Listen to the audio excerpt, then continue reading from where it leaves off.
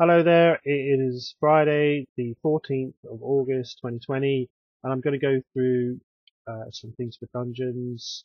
Let's bring it up. So there's a discounts and dragons. I was just looking at this medieval mega pack, not sure about it. It looks a bit kind of plain. I might be really wrong about that. So anyway, so the key ones that I would suggest are multi-story dungeons and dwarven expedition pack if you don't already have them. Big castle's quite nice too. Gothic I'm going to play with, but medieval combat sounds could be good. But Dwarven Expedition Pack and multi-story dungeons. Other options like dragons. Anchor the Dragon's pretty good, and also some of the spell effects. These heroic fantasy creatures, but we need to wait for their cheap. It's so expensive, but there are a lot of them. Animations. All I'm looking for is a clambering animation, and I can't find one yet. Good quality climbing over stuff. Medieval Mega Pack, like I say, a bit plain. Doesn't jump out at me. Spells, I really should get some of these spells. I'm putting it off because it's just, you're just paying for particle effects, which seems, it's not expensive, but it all adds up. What else we got? Dark Dungeon Kit. I've gone for, I don't know what else. What else is there? Fantasy Town, it looked pretty good. Some of the snaps art stuff I've got. Yeah.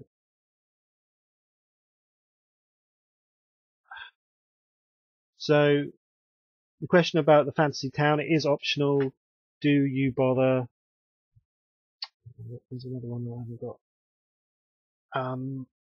Fantasy Towns, do you need the context for your dungeon, or are you just going to be solely in the dungeon? But you normally need, well, I think you probably need a little village on top, plus a caravan by the entrance of the dungeon. So you go from the village through a little forest to the dungeon entrance, and there's a caravan stronghold there where you can go in, do your stuff, come back and sell stuff to the merchant, and then back into the dungeon.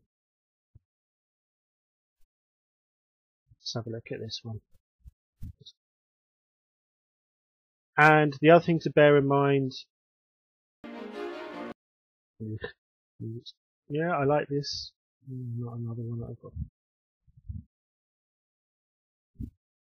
You see, it's a lot of modelling.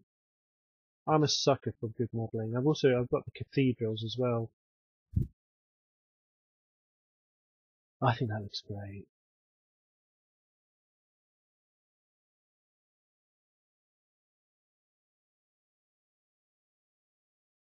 Please make more assets.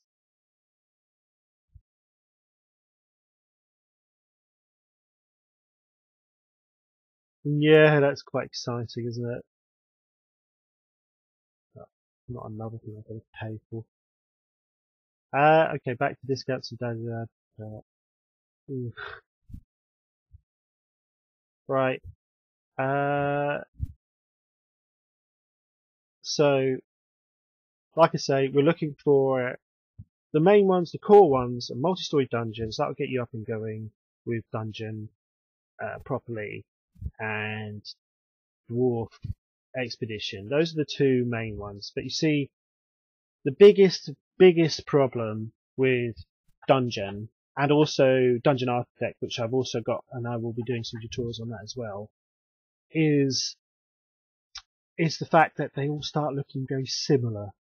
So you've really, we've got to get some variety, because the procedural generation's only as good as the variety that you feed into it.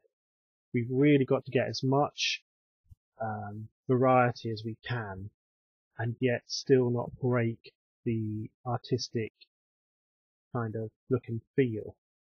So it's going to be very tricky, that. If you think about World of Warcraft, they handcrafted their dungeons, and they still had their team of artists and 3D, we call them artists or crafters. So the artists made the assets, and the crafters put it all together into the 3D environments. And it's it's getting all the variety going, and it's going to be tricky. It's going to be tricky because we can get up and running really fast with dungeon, but then we're churning out these dungeons, but to put the details in and to make it live and breathe, that's where the art comes in, and that's where it's going to get tricky. So that's why I think it's a good idea to keep a hawk eye on assets that will provide you with decent tile sets.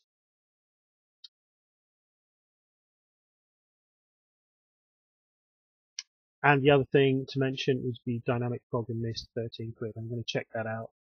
I think we need a decent fog and mist solution that doesn't cost the earth, because the one given with Unity just doesn't cut it. Although maybe with the HDRP you could get a decent fog and mist, but I'm sticking with standard as much as I can because it's just much more robust and stable. Especially as I've also started developing in Linux Cinnamon Mint 20, which is just beautiful in terms of its stability. And so, is there anything else? Another thing I'm going to be doing is the cartography with Pro Fantasy map. There was a humble maps creator for Pro Fantasy, so I'm going to be showing that off as well. That's 2D map generation. So it's time to really do some more content for the Dungeons course, which I'm sure everyone's really excited about. Okay, so I'll see you in the next one.